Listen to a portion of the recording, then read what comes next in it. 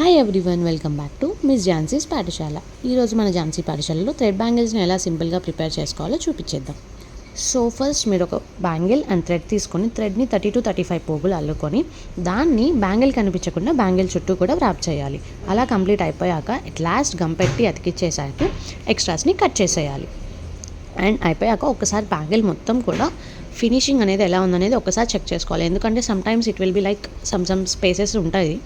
So అందుకని నీట్గా wrap చేసుకున్నామా లేదా చెక్ చేసుకోవాలి. So it is actually an order based.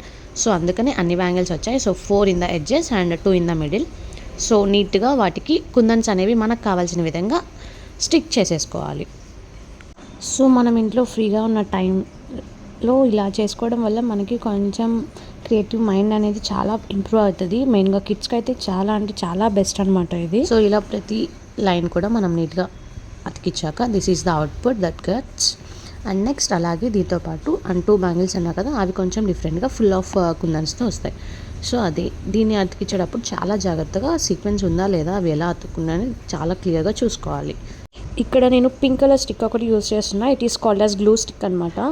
ఇది మనం కుందన్స్ దీని ద్వారా స్టిక్ చేయడం వల్ల మన స్వెట్ అనేది దాని కుందన్స్కి అంటుకోకుండా అవి ఎక్కువ రోజులు కలర్గా ఉండేటట్టు చూస్తే ఆక్సిడైజ్ అవ్వకుండా ఉంటాయి అన్నమాట. సో అందుకోసం ఈ గ్లూ స్టిక్ అనేది బాగా యూజ్ అవుతుంది, మెయిన్లీ ఈ కుందన్స్ స్టిక్ చేసేటప్పుడు. గమ్ కూడా మనకి 2 types ఆఫ్ గమ్స్ ఉంటాయి, B7000 and also sorry gum. ఈ 2 ఏదైనా సరే బెస్ట్, బాగా కుందన్స్ అనేవి నీట్గా స్టిక్ అవుతాయి. Here is the output the 6 bangles. So thank you for watching. Please do subscribe Jhansi's Pathshala.